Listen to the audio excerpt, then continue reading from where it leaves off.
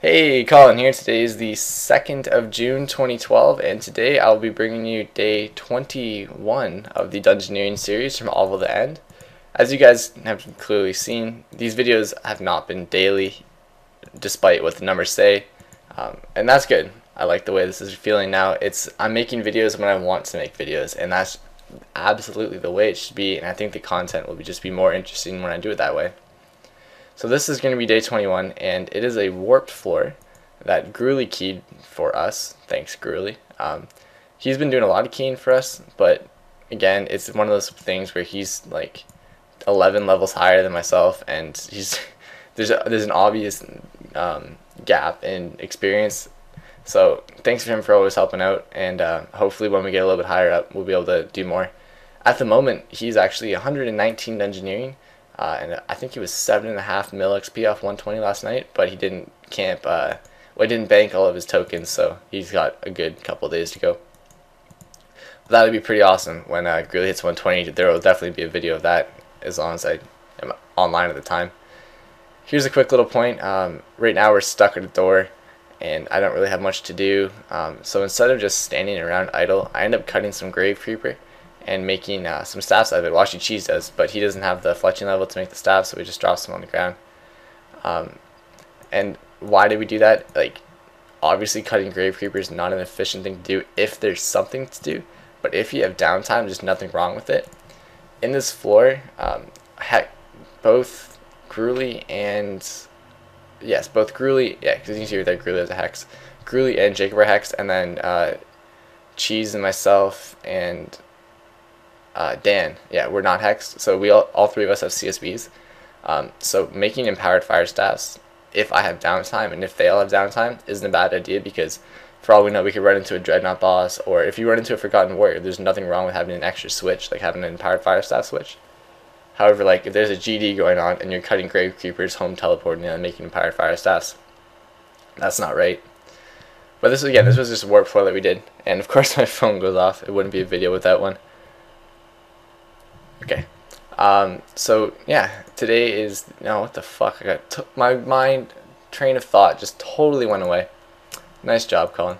So on the side right now, I'm crafting blue dehydes, and wow, stop texting me. Nice one. So on the side, sorry about that. This is just how professional I am, and let's talk about that first. These commentaries aren't the most professional. They're not like clean and polished and perfect and whatnot, but I don't want to do that. If you guys want to see something like that, I actually have an idea. I'm going to be making another series, assuming that everyone's interested in it.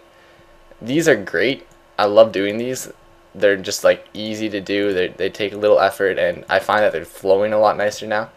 But I really want to do something that's polished that I can like put forth to like just to the general populace, and I think it would bring a lot more people like to my channel.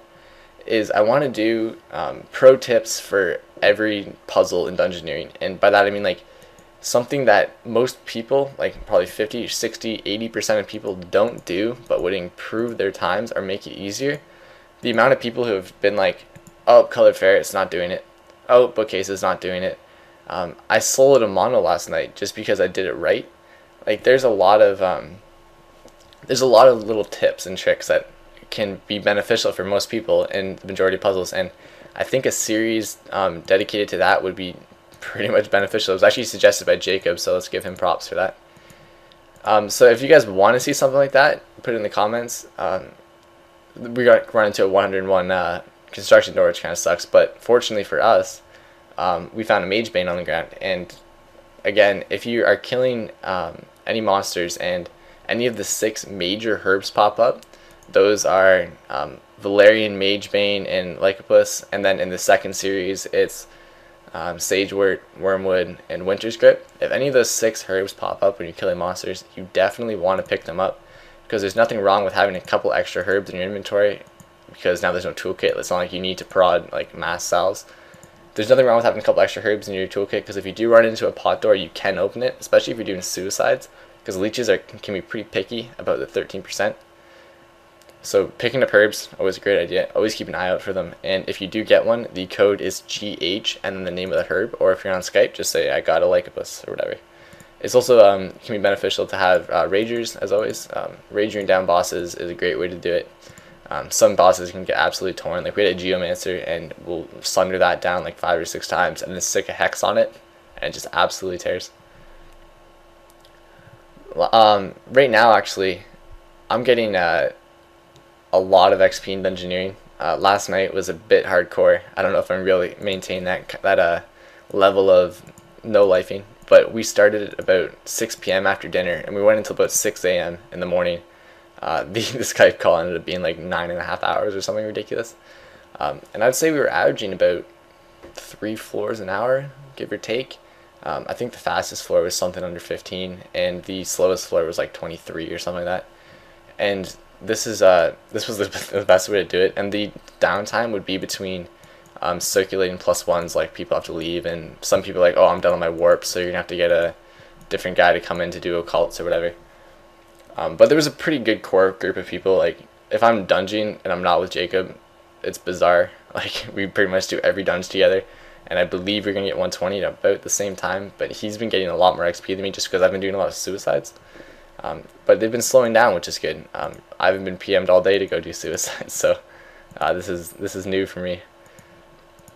Another thing I want to talk about is now that it's June the 2nd, we all have our necklaces from Diango to get the bonus XP. And just before I talk about that, look at me idle. Yeah, I didn't see one of the creatures there. It was a little bit hiding on me. So I telly to the door, and look at this. Cheese tellies to the door, goes in, grabs the key, and then instead of walking back, he tellies back out. That is one of the most, it's so simple to do. Everyone should do it, and you should always be conscious of, do I really need to run these squares? But anyways, back to my story. The Mad May is over, so now we all have our bonus XP necklaces, and I think I'm going to use mine on agility.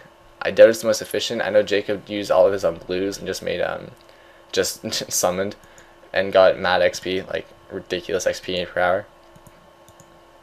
But I don't think I'm going to do that because agility is just an absolute downer, and the sooner I can hit 90, the better, and then get the 90 plus cape. I only have to do like 6 thieving levels, 2 agility, and 2 crafting or something. And right now I'm doing the crafting, so hopefully by the end of today I can get 90 crafting or something, because this is ridiculously fast doing blue D head bodies. It's like 6 GP per XP or something ridiculously cheap. Yeah, if you have the money, get on that. Get in on it for sure.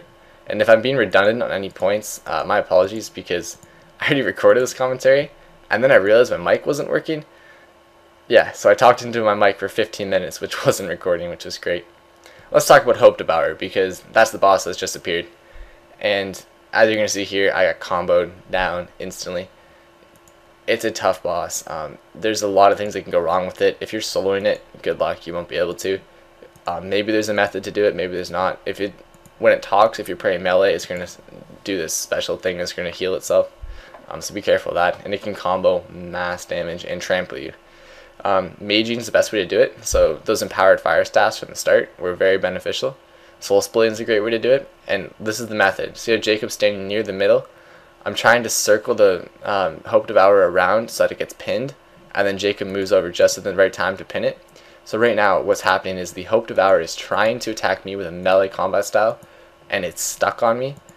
Since I'm doing the Blazer, it's just constantly stuck on me. And then Jacob and Cheese are pinning it, and it can't attack me. It does a bit of typeless damage, but not much. The Soul Split will out-heal it for sure.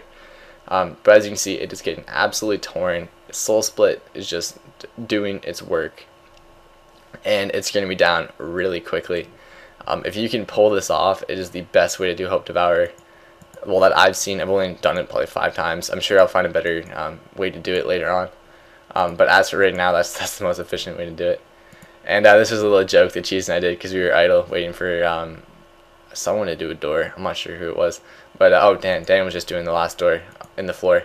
So we were just waiting for him, and we decided to have a drop 1 GP race. And apparently I paused the video. That's issues. And now it won't play. What's going on? Yeah. So this is going to be the 3rd time I'm recording this little section of commentary. This is the commentary that does not want to happen. But anyways, so we have a little race. Cheese wins because he's pro. What ended up happening there was I'm crafting, as I said before, I'm crafting on the side, and I went to go bank some D-head bodies, and I ended up clicking pause on the video, but the recording kept going. Bad times. Anyway, so we're going to finish this floor up here, and this is the main reason I wanted to upload it. 108 Dungeoneering, 123k in 18 minutes and 56 seconds. So pretty pro. Right now I'm about halfway to 109 after that epic sesh. Here's a couple kills I had. These are just Eden moves that I'm going to post, so Ben and Dan don't think I'm lying. But they're all just no blood necklace, and Ben's standing right there, and just no blood necklace, and then this happens. Yeah, we got a blood necklace. Rick actually ended up getting the kill, and there was no one in the floor who even wanted one. I'm going to show right here. Jacob, who's Hex, Rick, who's Hex, myself, a Leech, and Tyler, who's like not even 100. So that's going to be the end of the commentary. Thanks for watching as always, and if you have any comments towards the new series, especially the pro tips one, the other one will be if you guys have any gameplay that you want to submit and you want me to commentate over to try to like improve your gameplay, I'm willing to accept them and like give that a shot. That'd be cool to do, and more live commentaries are going to come out too because I like to switch it up. But yeah, thanks for watching, guys.